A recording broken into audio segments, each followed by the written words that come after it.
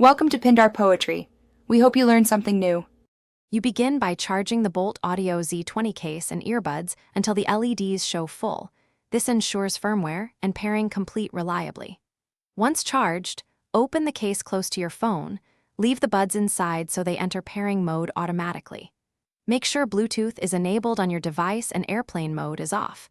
Keep the phone within 1.5 meters. This reduces interference and speeds discovery. Now watch for the Z20 entry in your Bluetooth list. Once you tap Boult Z20 in your phone's Bluetooth list, accept pairing prompts and allow permissions. The left and right earbud should connect as a stereo pair.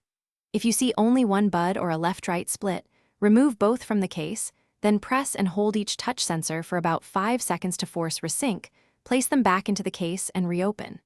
For sound tuning and firmware updates, open the Boult app. Make sure firmware installs before critical calls, because updates fix latency and stability. Finish by playing music and making a short test call to verify left/right balance and microphone function. Adjust fit and ear tips for better seal and voice pickup. If issues persist, forget Boult Z20 in your phone's Bluetooth list and repair from scratch. This clears corrupt profiles. As a last resort, perform a hard reset.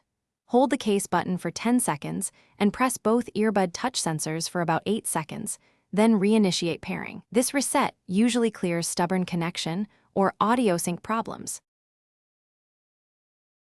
Thanks for watching. Consider subscribing if we helped you.